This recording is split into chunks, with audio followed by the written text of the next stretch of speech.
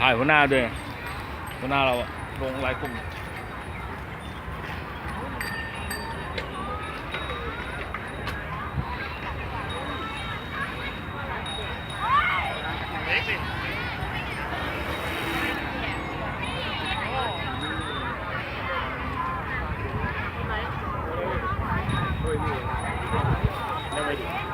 ข้าวอยู่ตรงนู้นข้าวผัดเลยนะบอกเมื่อกี้ลืมบอกไม่กิน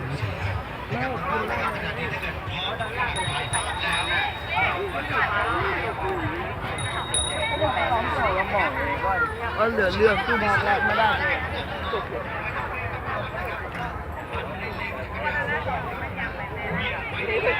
งานนี้เราได้เสีย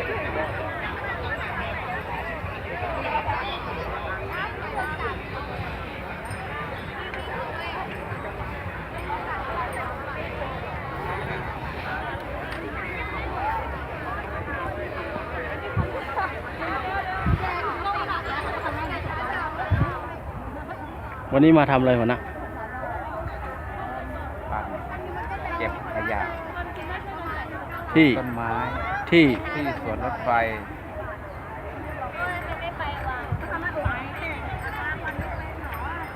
หาน้องๆด้วยน้องๆหา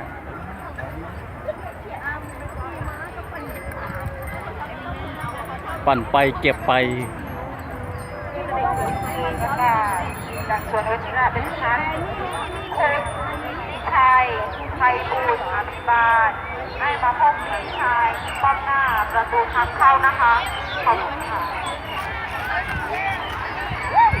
ประกาศจากสวนวชิระเป็นชั้นคุณพี่ชายไทยบูรณ์อภิบาลให้มาพบพี่ชายที่ป้อมหน้าประตูทางเข้านะคะขอบคุณ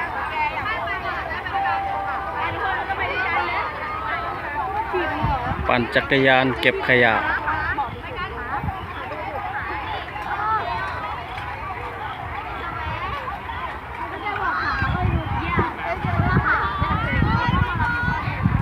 เร็วเดี๋ยวใครเก็บได้เยอะสุดมีรางวัล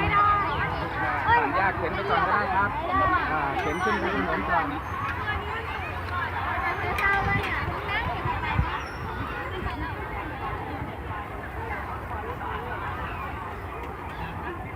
จักรยานนี้นี่เอาเลยจอดอยู่เยอะขนาดไหน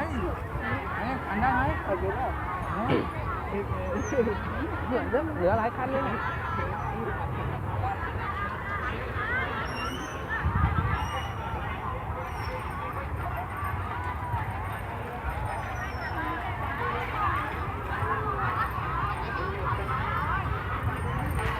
ไม่ชวนสำรองมาด้วย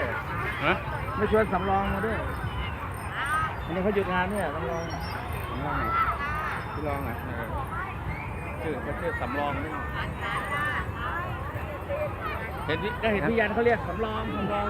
เราเดินตามไม่ไหวหรอกเขาอ้อมรถจักรยานเดินอยู่ที่เดียวใช่ไหม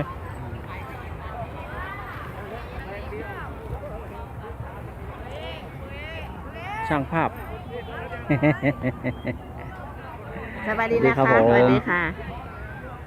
เดี๋ยวเราไปลง YouTube จ้ะมีช่อง YouTube ของตัวเองโอ้เหรอคะโอ้ดีใจจัง